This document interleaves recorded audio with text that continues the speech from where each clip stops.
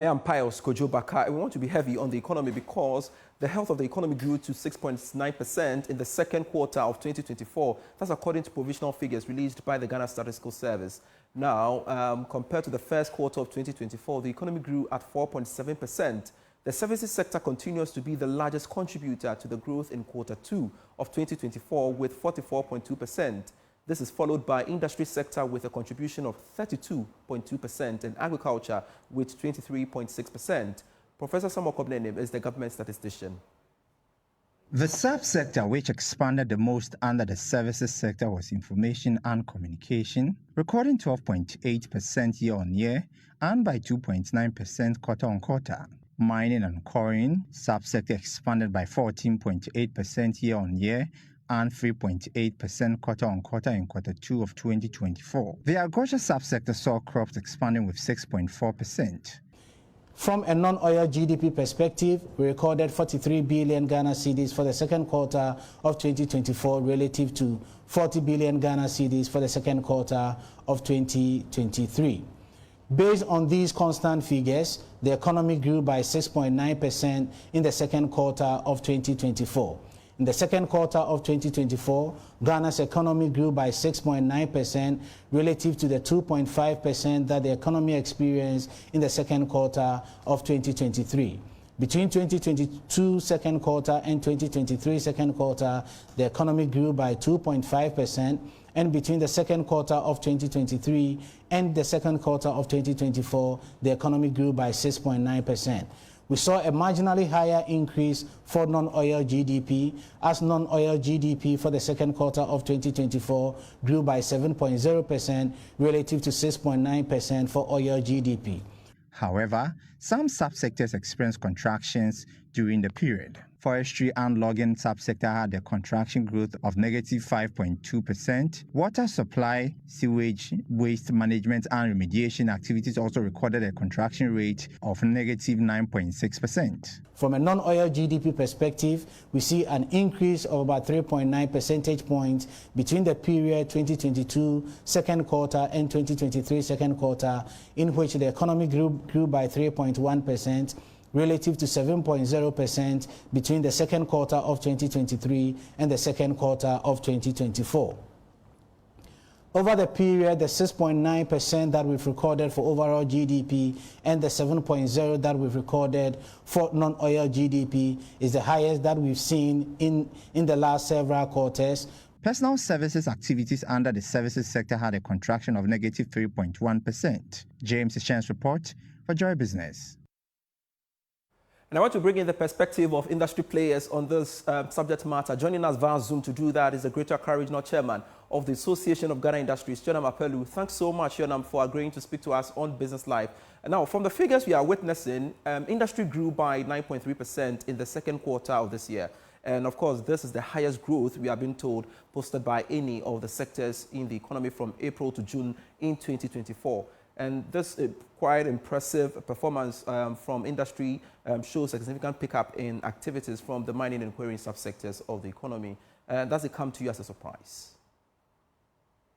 Well, not exactly, but allow me to begin by greeting your cherished listeners. So this is extremely welcoming news.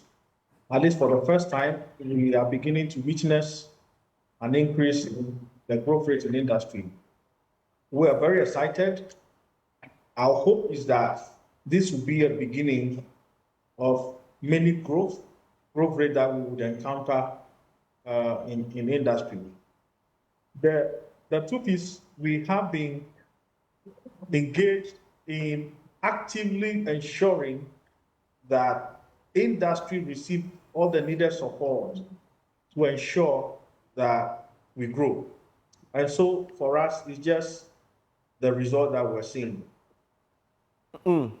So construction and manufacturing, we are seeing as well, witness some strong growth during the period under review. But for you, as industry players, which other critical areas do you think must be looked at to help grow the fortunes of that aspect going forward?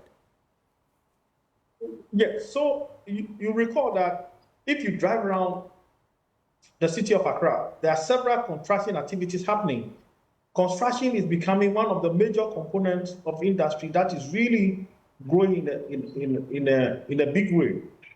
Our hope is that for the real scheme of industry to grow, especially the manufacturing sector, we need to ensure that agriculture is taking a second look at, because agriculture allows us to have access to the raw materials that we need. Increasingly, we're importing raw materials from abroad. And given the current economic exchange rate situation we're facing, our hope is that if we can get access to most of these raw materials locally, it will allow us to concretize our industrial gains.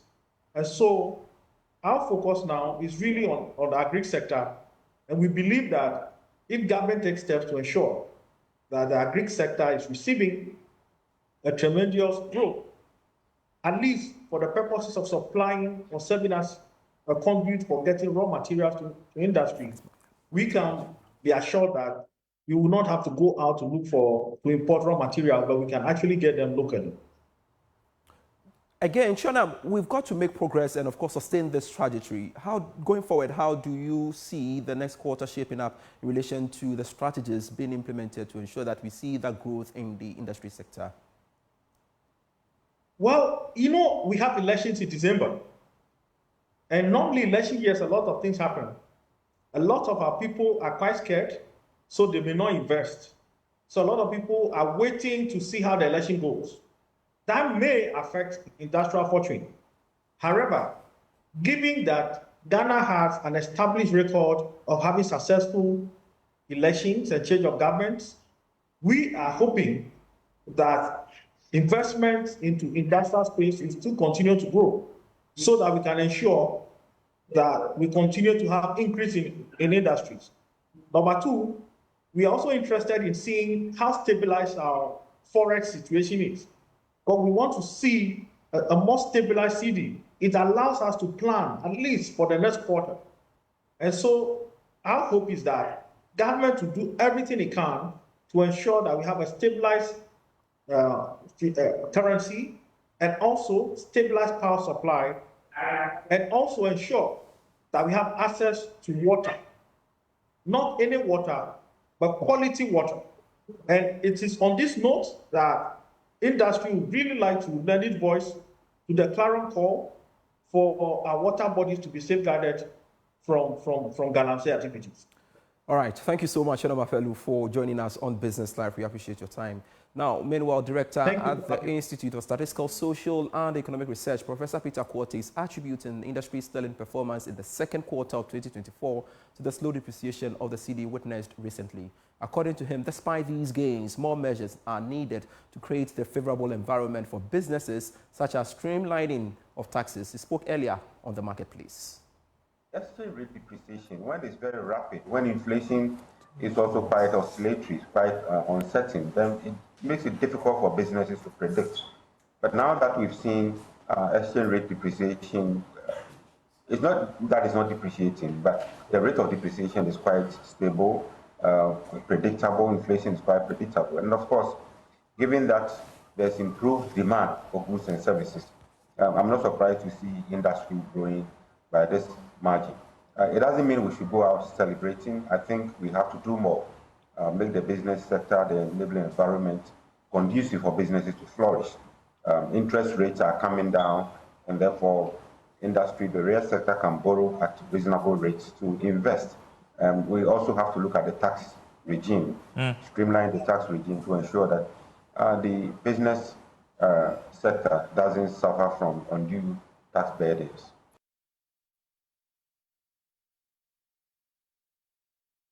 This is still Business Live. We are back with more. Please stay. And gone by was the visitors van. We shall continue with the rest of our stories now. And the Ministry of Lands and Natural Resources has terminated the mining lease of Future Global Resources operators of the Borgoso Prestea mine. This decision, announced in a press statement according to the Ministry of Lands and Natural Resources, was based on recommendations from the Minerals Commission and, of course, the Attorney General and the Minister for Justice. The ministry stated that the move followed thorough reviews of reports from the Minerals Commission and a ministerial committee set up to assess the company's operations alongside with consultations with relevant stakeholders. Joining me in studio is the General Secretary of the Ghana Mine Workers Union, Abdul Momen Gbana. Thanks so much, Abdul, and good to see you once again. 2 days ago, we were here in the same studio, talking about the developments in the mining sector. You must be a happy man now. What are your members saying? Well, extremely happy. Extremely happy. I mean, our members have practically been under some period of servitude. I mean, if in today's Ghanaian economy, for 10 months plus, you haven't been paid a salary, you have to contend with, domestic challenges here and there. It obviously is a huge challenge on every, employee of Bogoso Prestea Mine. And so we breathe a huge sigh of relief. And we believe that the minister, and for that matter, the government took the right decision, at least to ensure that we bring in a new investor so that we can turn around the fortunes of the Bogoso Prestea Mine for the greater good of all our stakeholders. And going forward, the ministry stated that, this is instructed the Minerals Commission to, ensure that we get the right investors to, go into the mine and, of course, revamp the operations there. Are you positive about that, and what's going to be your contribution to that? Extremely positive. Long before now, the Minerals Commission, as you rightly read, the Minerals Commission had actually done a thorough review of the operations of FGR and came to the conclusion that there's absolutely no way FGR can run that mine. And so, mindful of that fact, they started doing some headhunting around to ensure that at least before any major decision such as the one that has just been taken by the minister is made, at least they have some investors handy enough to be able to take over, seamlessly. And so this is where we are. I have every confidence in the leadership of the Minerals Commission and by extension the ministry. And so we are confident that in the coming days we should be able to find a suitable investor with the financial capacity to run the mine. Great. So following this development, which means that brings the end to your agitations and of course picketing and petitioning the ministries and of course Parliament and etc. Well, we have quite some work to do. And like you rightly indicated, we need to police the process. We need to ensure that, obviously we can't sit aloof. We need to work with the Minerals Commission and government to ensure we get an investor in. We also have some outstanding liabilities that are owed to workers. And so we want to ensure that we monitor and so that at the end of the day, these workers will get what is due them, whilst pushing for the expansion of the business to create a lot more job opportunities for the teeming young men and women of our country. And so the unions are just going to sit on the fence. We are going to be working with all the key stakeholders. And I can assure you that the union will be right there through thick and thin to ensure this happens. What's the latest on the Asogli staff in relation to your two workers trying to join the union in the Well, quite terrible. Okay. Quite terrible. We are in court on the issue of Asogli. And our pain as a union is that, the lawyers of Asogli and the management of Asogli have virtually resorted to some legal gymnastics here and there. Unfortunately, our courts are sometimes quite bureaucratic because of the processes involved.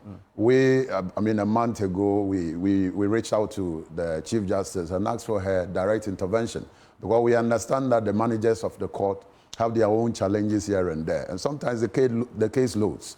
But fundamental rights remain fundamental rights. And so we thought that, look, this is a matter that should be expeditiously, tried so that at least our brothers and our 3 brothers at home will get some, restitution and so that they can come back to work. All right.